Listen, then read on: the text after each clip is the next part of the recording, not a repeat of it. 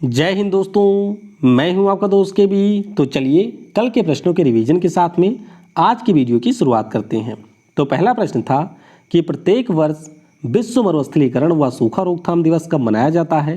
तो ये दिवस हम लोग मनाते हैं 17 जून को हर साल, यानी कि बी हो जाएगा करेक्ट।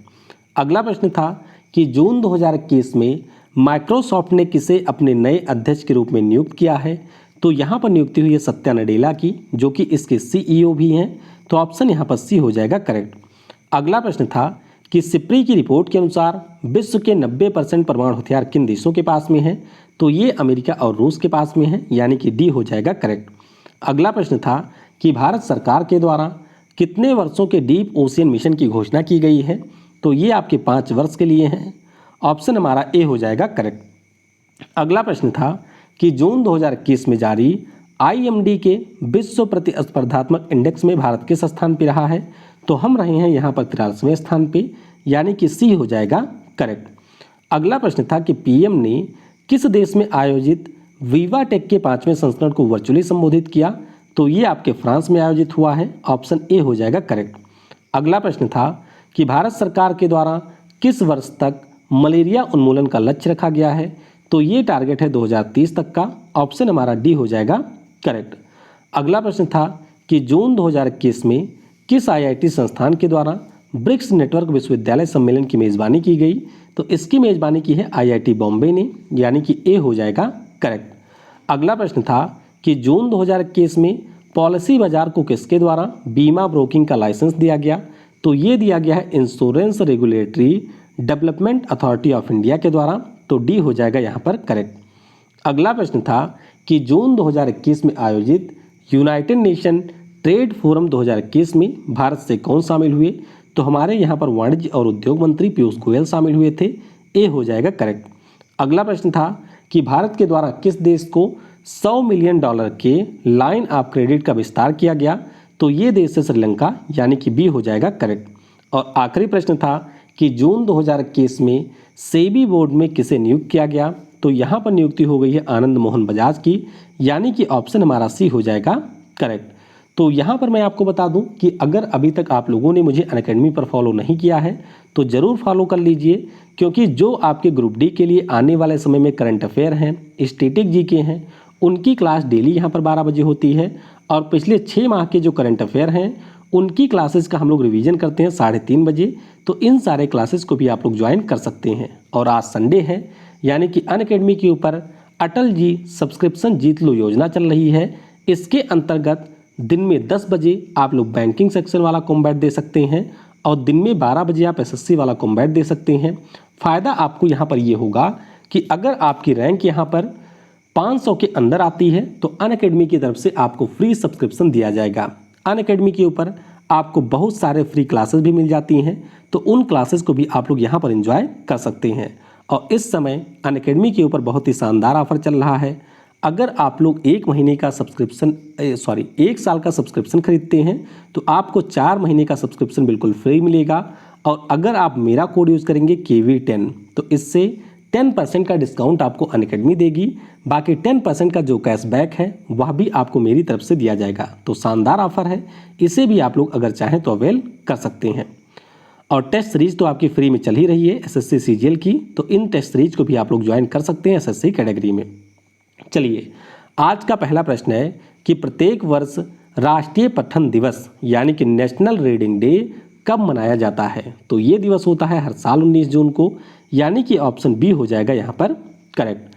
अब ध्यान आपको ये रखना है कि जो हमारे यहाँ पर CBSE है, यानी कि केंद्रीय माध्यमिक शिक्षा बोर्ड, उसके द्वारा सबसे पहली बार 1996 में ये मनाया गया था। अच्छा, सवाल ये उठता है कि 19 जून को ही क्यों मनाया जाता है। क्योंकि केरल में आपके एक पुस्तकालय आंदोलन हुआ था, तो उस आंदोलन के जनक माने जाते हैं PN पनिकर। तो इन्हीं की पुण्यतिथि होती है 19 तारीख को, और इसीलिए 19 जून को हम लोग राष्ट्रीय पठन दिवस मनाते हैं। और आपको ध्यान रखना है कि 19 जून से एक हफ्ते के लिए राष्ट्रीय पठन सप्ताह होता है और 19 जून से लेकर के 18 जुलाई तक पठन माह भी मनाया जाता है। तो इस प्रकार से इस प्रश्न का ऑप्शन हमारा बी हो जाएगा करेक्ट। अगला प्रश्न है कि जून 2021 में प्रसिद्ध धावक मिल्खा सिंह जी का निधन हुआ। वह किस ओलंपिक खेल में 400 मीटर दौड़ में चौथे स्थान पर रहे थे। तो ध्यान रखिएगा, जो आपके रोम में 1960 में ओलंपिक हुआ था, इसमें ये रहे थे चौथे स्थान पर, यानी कि पदक से मात्र एक स्थान ये चूक गए थे। तो ऑप्शन हमारा यहाँ पर सी हो जाएगा करेक्ट। अब मिल्खा सिंह की बात हुई है तो आपको याद रखना है कि अभी कुछ समय पहले इनकी जो वाइफ थी, यानी कि निर्मल मिल्खा सिंह, जो कि हमारे वॉलीबॉल महिला टीम की कप्तान रह चुकी थी, उनका भी निधन हो गया। और उसके ठीक 5 दिन के बाद हमारे जो फ्लाइंग सिख थे, यानी कि मिल्खा सिंह जी, इनका भी निधन हुआ है। अब इनके बारे में कई सारी चीज़ें आपको ध्यान रखनी है, जैसे कि 20 नवंबर 1929 को पंजाब राज्य में इनका जन्म हुआ था। 1958 में और 1962 में जो आपके एशियन गेम हुए थे, उनमें इन्होंने 2-2 स्वर्ण पदक जीते थे, यानी कि 2 इन्होंने 1958 में जीता था और 2 इन्होंने जीता था 1962 में। इसके अलावा जो 1958 में हमारे देश में राष्ट्रीय खेल हुआ था, उसमें भी इन्होंने स्वर्ण पदक जीता था। और 1958 में जो आपके कॉमनवेल्थ गेम हुए थे, उसमें भी मिल्खा सिंह ने स्वर्ण पदक जीता था। 1959 में इनको पद्मश्री मिल चुका है। और बहुत ही ये हम लोगों के लिए दुर्भाग्य की बात है कि इतने महान खिलाड़ी को सिर्फ पद्मश्री से सम्मानित किया गया है। तो हम लोग ये मांग करते हैं कि भारत सरकार के द्वारा मिल्खा सिंह जी को यहाँ पर भारत रत्न दिया जाना चाहिए। अच्छा, एक प्रश्न आपसे ये भी पूछा जा सकता है कि इनको जो ये मिल्खा सिंह को फ्लाइंग सिख की उपाधि मिली थी, ये किसके द्वारा दी गई थी? तो लाहौर में पाकिस्तान के एक बहुत ही फर्राटा धावक थे, उनको हरा दिया था इन्होंने 1958 के गेम में। और उसी दौरान जो पाकिस्तान के राष्ट्रपति थे अयूब खान, उनके द्वारा इनको फ्लाइंग सिख की उपाधि दी गई थी। तो ध्यान रखिएगा, रोम वाला जो आपका ओलंपिक था, उसमें ये पदक से चूके थे 1960 में। अगला प्रश्न है कि जून 2021 में किसके द्वारा 1 लाख कोविड योद्धाओं को प्रशिक्षित करने के लिए एक क्रैश कोर्स लॉन्च किया गया है? तो ये जो क्रैश कोर्स है अभी लॉन्च किया है पीएम नरेंद्र मोदी ने। तो ऑप्शन आपका ए हो जाएगा करेक्ट। अब इसके अंतर्गत हमारे देश के जो 26 राज्य हैं, वहाँ पर आपके 111 प्रशिक्षण केंद्र बने हैं। वहाँ पर 1 लाख कोविड योद्धाओं को ट्रेन किया जाएगा, जिससे वह लोग अगर कोविड-19 की तीसरी लहर आती है तो उस समय advance care support, home care support या फिर जो आपके अन्य केयर सपोर्ट हो सकते हैं, उनमें अपनी भागीदारी को सुनिश्चित कर सकें। तो इस प्रश्न का ऑप्शन नंबर ए यानी कि नरेंद्र मोदी हो जाएगा करेक्ट। अगला प्रश्न है कि जून 2021 में इब्राहिम रईसी किस देश के नए राष्ट्रपति चुने गए? तो ध्यान रखिएगा, ये आपके ईरान देश के नए राष्ट्रपति बन गए हैं, यानी कि इस प्रश्न का ऑप्शन नंबर डी हो जाएगा करेक्ट। इब्राहिम रईसी की बात करें तो ये किसका स्थान लेंगे? ये आपके स्थान लेंगे हसन रूहानी का। किसका? हसन रूहानी का स्थान लेंगे। हालांकि हसन रूहानी अभी अगस्त तक आपके ईरान के राष्ट्रपति बने रहेंगे। ध्यान रखिएगा, इब्राहिम रईसी इससे पहले आपके ईरान देश के मुख्य न्यायाधीश भी रह चुके हैं, यानी कि चीफ जस्टिस रह चुके हैं, और उसके बाद में ये राष्ट्रपति के रूप में चुने गए हैं। ईरान की बात करते हैं तो राजधानी आपको तेहरान में मिल जाएगी। मुद्रा यहाँ की रियाल है और रियाल को इन्होंने पिछले साल तोड़ा भी था तोमान में, ये भी आपको याद रखना है। और इस देश में एक सुप्रीम लीडर होते हैं जिस पद पर इस समय है अली खोमेनेई। क्या नाम है? अली खोमेनेई यहाँ के सुप्रीम लीडर हैं। तो ऑप्शन यहाँ पर डी यानी कि ईरान हो जाएगा करेक्ट। अगला प्रश्न है कि जून 2021 में भारतीय नौसेना और यूरोपीय संघ की जो नौसेना है, उनके बीच में इंड यूनोफोर ये जो अभ्यास है, इसका आगाज़ कहाँ पर हुआ है? तो ये जो हमारा इंड यूनोफोर नाम का अभ्यास है, इसका आयोजन अदन की खाड़ी में हुआ। तो इस प्रश्न का ऑप्शन नंबर यहाँ पर बी हो जाएगा करेक्ट। तो पहले आप लोकेशन देखिए, ये हमारा अरेबियन सी है और यहाँ पर आपको मिलेगा गल्फ ऑफ एडन। अच्छा, गल्फ ऑफ एडन के बाद में यहाँ पर बॉब अल मंदेज जल संधि है, जो कि हमारे लाल सागर को जोड़ती है। तो ये पॉइंट भी आपको याद रखना है। अभ्यास हो रहा है तो इसमें शामिल कौन हुआ है? तो इस अभ्यास में हमारे देश के नौसैनिक शामिल हुए। इसके अलावा यूरोपियन यूनियन से 3 देशों के सैनिक शामिल हुए थे, फ्रांस, इटली और फिर हो गया स्पेन। तो 18 से 19 जून को अदन की खाड़ी में इसका आयोजन हुआ, यानी कि ऑप्शन नंबर बी हो जाएगा करेक्ट। अगला प्रश्न है कि संयुक्त राष्ट्र के जो महासचिव होते हैं, इनका कार्यकाल कितने वर्षों का होता है? तो ध्यान रखिएगा, इनका जो कार्यकाल है वो 5 वर्ष का होता है, यानी कि इस प्रश्न का ऑप्शन नंबर सी हो जाएगा यहाँ पर करेक्ट। अब ये प्रश्न हम लोग डिस्कस क्यों कर रहे हैं? आप सभी को पता होगा कि इस समय जो पुर्तगाल के हैं एंटोनियो गुटेरस, वह यहाँ के महासचिव हैं और अभी एक बार फिर से उनको यहाँ पर अगले 5 वर्षों के लिए यूनाइटेड नेशन का महासचिव चुन लिया गया है, यानी कि दूसरी बार ये बन जाएंगे अगले साल से। और यहाँ पर आपको याद रखना है कि 1 जनवरी 2022 से 31 दिसंबर 2026 तक इनका कार्यकाल रहेगा। और आपको याद रखना है कि ये पुर्तगाल देश से हैं। संयुक्त राष्ट्र की बात करते हैं तो 24 अक्टूबर 1945 को स्थापना हुई थी। मुख्यालय आपको मिल जाएगा कहाँ पर, तो मुख्यालय जो इसका है वो आपको मिलेगा न्यूयॉर्क में। अच्छा, एक प्रश्न आपसे और पूछा जा सकता है कि जो यूनाइटेड नेशन जनरल असेंबली होती है उसके अध्यक्ष का कार्यकाल कितना होता है, तो ध्यान रखेंगे इनका कार्यकाल होता है 1 वर्ष का। और अभी जो मालदीव के विदेश मंत्री हैं अब्दुल्ला शाहिद, वह यूनाइटेड नेशन जनरल असेंबली के 76वीं महासभा के अध्यक्ष बनी हैं। तो ये पॉइंट भी आपको याद रखना है। अगला प्रश्न है कि जून 2021 में आरबीआई के द्वारा किस वित्तीय कंपनी को लघु वित्त बैंक स्थापित करने को मंजूरी दी गई, तो इसका नाम है सेंट्रम फाइनेंशियल सर्विसेज लिमिटेड। यानी कि इस प्रश्न का ऑप्शन नंबर हमारा ए हो जाएगा करेक्ट। अब थोड़ा समझिए यहाँ पर मामला है क्या। आप सभी को पता होगा कि जो हमारे देश में Punjab and Maharashtra cooperative bank है, वह जो बैंक है उसके ऊपर पिछले साल ही आरबीआई ने लगा दिया था मोनाटोरियम, यानी कि जो भी यहाँ पर ग्राहक हैं उन सभी का पैसा यहाँ पर फंस गया था। तो अब यहाँ पर आरबीआई ने ये कहा है कि जो Centrum financial services limited company है वह यहाँ पर पंजाब और महाराष्ट्र बैंक का करेगी अधिग्रहण। अब अधिग्रहण करना है तो उसके लिए कम से कम इसके पास में बैंक का दर्जा होना चाहिए, तो इसीलिए इसको लघु वित्त बैंक का दर्जा दिया गया है आरबीआई के द्वारा। और इसके बाद में यहाँ पर जो Punjab and Maharashtra cooperative bank है उसका अधिग्रहण सेंट्रम फाइनेंशियल सर्विसेज लिमिटेड के द्वारा किया जाएगा। तो ये आपको याद रखना है, ऑप्शन ए हो जाएगा यहाँ पर करेक्ट। अगला प्रश्न है कि जून 2021 में यूनाइटेड नेशन ग्लोबल कॉम्पैक्ट के द्वारा सस्टेनेबल डेवलपमेंट गोल्स पायनियर्स के रूप में किसे मान्यता दी गई, तो यहाँ पर मान्यता दी गई है सुमंत सिन्हा को। किसे? सुमंत सिन्हा को। तो ऑप्शन नंबर आपका डी हो जाएगा यहाँ पर करेक्ट। अब पूरा मामला यहाँ पर है क्या, तो देखिए अगर हम लोग सुमंत सिन्हा की बात करते हैं तो एक हमारे देश में कंपनी है जिसके इस समय सीएमडी हैं सुमंत सिन्हा। कंपनी का नाम क्या है, तो कंपनी का नाम है रिन्यू पावर। क्या नाम है? रिन्यू पावर इस कंपनी का नाम है। जाहिर सी बात है कि सौर ऊर्जा के क्षेत्र में ये काम करने वाली कंपनी है। सस्टेनेबल डेवलपमेंट गोल का जो हमारा 7वां गोल है उसमें आपके स्वच्छ और सतत ऊर्जा के विकास की बात की गई है। तो इन्होंने स्वच्छ और किफ़ायती ऊर्जा को सभी तक पहुंच सुनिश्चित करने के दिशा में काफ़ी शानदार काम किया था और उसी के लिए इनको ये सम्मान अभी यूनाइटेड नेशन ग्लोबल कॉम्पैक्ट के द्वारा दिया गया है। अगला प्रश्न है कि जून 2021 में किस देश के क्रिकेटर केविन ओब्रायन ने अंतर्राष्ट्रीय क्रिकेट से संन्यास की घोषणा की है, तो संन्यास की घोषणा कर दी है आयरलैंड के क्रिकेटर ने।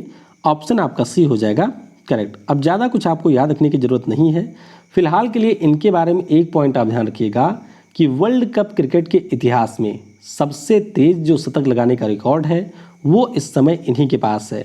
इन्होंने 2011 के विश्व कप में इंग्लैंड के खिलाफ मात्र 50 गेंदों में लगा दिया था शतक और अब इन्होंने 37 साल की उम्र में अंतर्राष्ट्रीय क्रिकेट को कर दिया है अलविदा।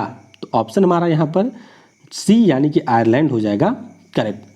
अगला प्रश्न है कि जून 2021 में किस देश में डायनासोर की 6 प्रजातियों के पैरों के निशान की खोज हुई है, तो इसकी खोज हुई है यूके में यानी कि यूनाइटेड किंगडम में। तो ऑप्शन हमारा यहाँ पर बी हो जाएगा करेक्ट।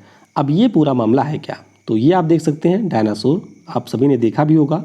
तो अभी आपके यूके में एक तटीय शहर है यानी कि बिल्कुल बंदरगाह के पास में शहर है, नाम इसका है केंट। तो केंट शहर में आपके कुछ पत्थर वगैरह थे और इन्हीं पत्थरों में जो हमारे शोधकर्ता हैं उनके द्वारा 6 अलग अलग प्रकार के जो डायनासोर की प्रजातियां हैं उनके जीवाश्म को यहाँ पर खोजा गया है और विशेष तौर पर उनके पैरों के निशान प्राप्त हुए हैं। तो ध्यान रखिएगा यूके में इनकी खोज हुई है। अगला प्रश्न है कि जून 2021 में भारत और न्यूजीलैंड के बीच में किस देश में पहले विश्व टेस्ट चैंपियनशिप की शुरुआत हुई है। बहुत ही ज़्यादा महत्वपूर्ण प्रश्न है, तो ध्यान रखिएगा ये जो टेस्ट मैच है वो भारत और न्यूजीलैंड के बीच में हो रहा है, लेकिन आयोजन इसका हो रहा है इंग्लैंड में, यानी कि इस प्रश्न का ऑप्शन नंबर यहाँ पर डी हो जाएगा करेक्ट। अब ध्यान आपको क्या रखना है, तो इंग्लैंड में हमारा एक क्रिकेट स्टेडियम है जिसका नाम है रोज बाउल क्रिकेट स्टेडियम। तो वहाँ पर इस टेस्ट मैच का आयोजन हो रहा है। 18 से लेकर के 22 जून तक इसका आयोजन किया जाएगा और इस टूर्नामेंट की बात करते हैं तो पहली बार आईसीसी के द्वारा इसका आयोजन किया जा रहा है। ध्यान रखिएगा, टेस्ट क्रिकेट में जो हमारी 2 टॉप टीमें होती हैं 1 अप्रैल तक, उनके बीच में ये मुकाबला खेला जा रहा है। तो ऑप्शन आपका डी हो जाएगा यहाँ पर करेक्ट। हालांकि अभी तो यहाँ पर बारिश वगैरह हो रही है, तो देखते हैं इसका रिजल्ट क्या आता है। अगला प्रश्न है कि जून 2021 में जारी वैश्विक शांति सूचकांक में हमारा देश किस स्थान पर रहा है। तो हम थोड़े से यहाँ पर कम अशांत हुए हैं, यानी कि 2020 में जब आपकी रिपोर्ट आई थी तो उस समय हम यहाँ पर 137वें स्थान पे थे और अब हम लोग पहुँच गए हैं 135वें स्थान पे। तो ऑप्शन आपका यहाँ पर डी हो जाएगा करेक्ट। अच्छा, रिपोर्ट जारी कौन करता है? तो एक संस्था है जो कि आपको ऑस्ट्रेलिया के सिडनी में मिलेगी। नाम इसका है institute for economic and peace. तो इसी के द्वारा 163 देशों के आधार पर ग्लोबल पीस इंडेक्स के 15वें संस्करण को जारी किया गया। भारत के बारे में मैंने आपको बता दिया, ये 135वें स्थान पे पहुंच गया है। आइसलैंड की बात करते हैं तो ये पहले पे है, न्यूजीलैंड आपका दूसरे पे है और डेनमार्क यहाँ पर रहा है तीसरे स्थान पर। अफगानिस्तान देश की बात करते हैं तो ये इस सूची में 163वें यानी कि सबसे निचले पायदान पे रहा है। तो दुनिया का सबसे आसान देश यहाँ पर है अफगानिस्तान।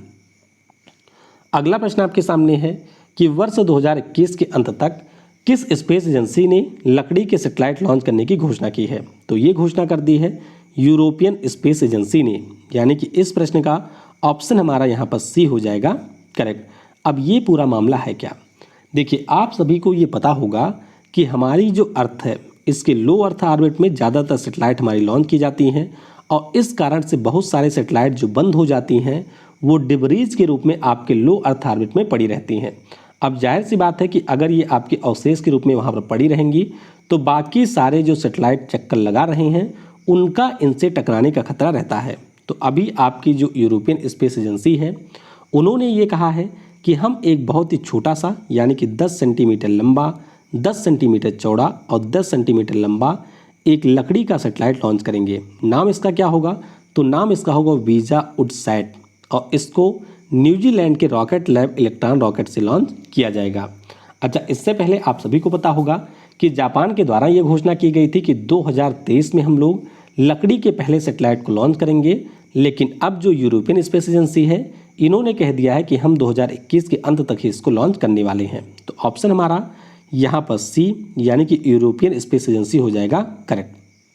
अगला प्रश्न है कि जून 2021 में यूनाइटेड किंगडम ने किस देश के साथ एक महत्वपूर्ण मुक्त व्यापार समझौते पर हस्ताक्षर किया है।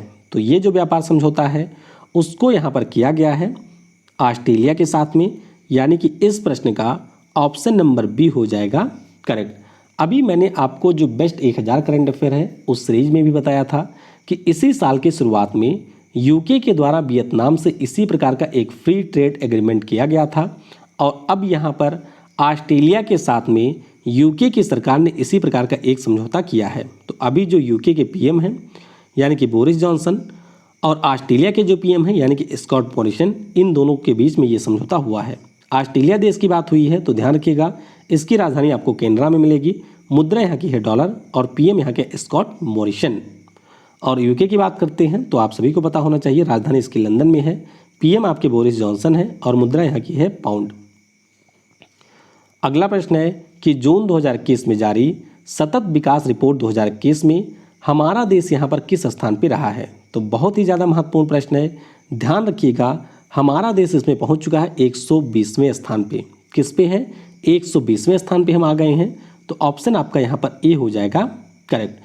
काफ़ी ज़्यादा महत्वपूर्ण रिपोर्ट है तो इसके बारे में डिटेल में आप याद रखिएगा। देखिए, जो संयुक्त राष्ट्र है उसके सस्टेनेबल डेवलपमेंट सॉल्यूशंस नेटवर्क के द्वारा इसको जारी किया गया। जो आपका प्रसन्नता सूचकांक जारी करता है उसी ने इसको जारी किया है। हमारा देश यहाँ पर 120वें स्थान पे रहा है, फिनलैंड यहाँ पर पहले स्थान पे है, स्वीडन है दूसरे और डेनमार्क रहा है तीसरे स्थान पे। आप सभी को मैं कई बार बता चुका हूँ कि जो हमारा संयुक्त राष्ट्र है उसके द्वारा वर्ष 2015 में 2030 तक के लिए कुल मिलाकर के 17 सस्टेनेबल डेवलपमेंट गोल घोषित किए गए थे। तो उसी के आधार पर यहाँ पर देशों को रैंकिंग दी गई और हमारा देश इसमें 120वें स्थान पे रहा है। अच्छा, अभी नीति आयोग ने भी इसी प्रकार का एक रिपोर्ट जारी किया है, तो ज़रा आप लोग कमेंट में ये बता दीजिएगा कि उसमें पहले स्थान पे कौन रहा है।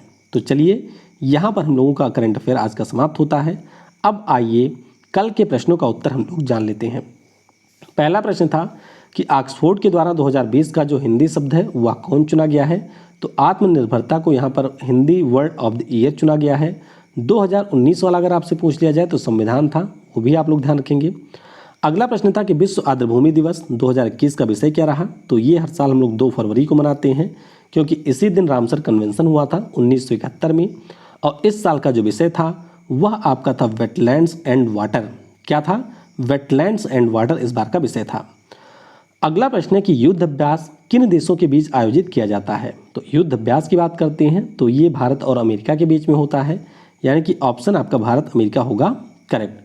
और आखिरी प्रश्न था कि फरवरी 2021 में भारत की सबसे युवा महिला पायलट कौन बनी है? तो इनका नाम यहाँ पर है आयशा अजीज। क्या नाम है? आयशा अजीज इनका नाम है। तो ऑप्शन हमारा आयशा अजीज हो जाएगा यहाँ पर करेक्ट। अब आज की वीडियो से आपके लिए प्रश्न है कि भारत के किस राज्य में पहले फायर पार्क का उद्घाटन किया गया? अगला प्रश्न है कि इस साल WHO बोर्ड के नए अध्यक्ष कौन बने? अगला प्रश्न है कि वर्ष 2021 में सोमनाथ मंदिर ट्रस्ट के नए अध्यक्ष कौन बने?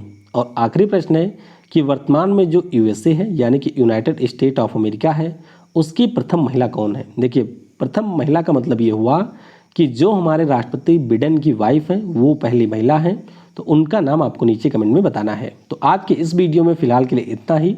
और अनअकैडमी के ऊपर जो आपकी फ्री लाइव क्लासेस चल रही हैं उन सभी क्लासेस को आप लोग ज्वाइन कर सकते हैं। इसके अलावा अगर आपके घर में कोई छोटा बच्चा वगैरह है जिससे आप लोग 6 से 12 तक का सब्सक्रिप्शन दिलाना चाहते हैं इस लॉकडाउन में, नीट या फिर आपके IIT JEE के सब्सक्रिप्शन को किसी को ज़रूरत है तो उसके लिए भी आप मुझसे कांटेक्ट कर सकते हैं। मेरी तरफ से जितना भी पॉसिबल डिस्काउंट हो सकेगा वह आपको अनअकैडमी के ऊपर मिल जाएगा। तो वीडियो को समय देने के लिए आपको बहुत बहुत धन्यवाद। जय हिंद, जय भारत, और सबसे ज़रूरी, पढ़ेगा भारत तो बढ़ेगा भारत।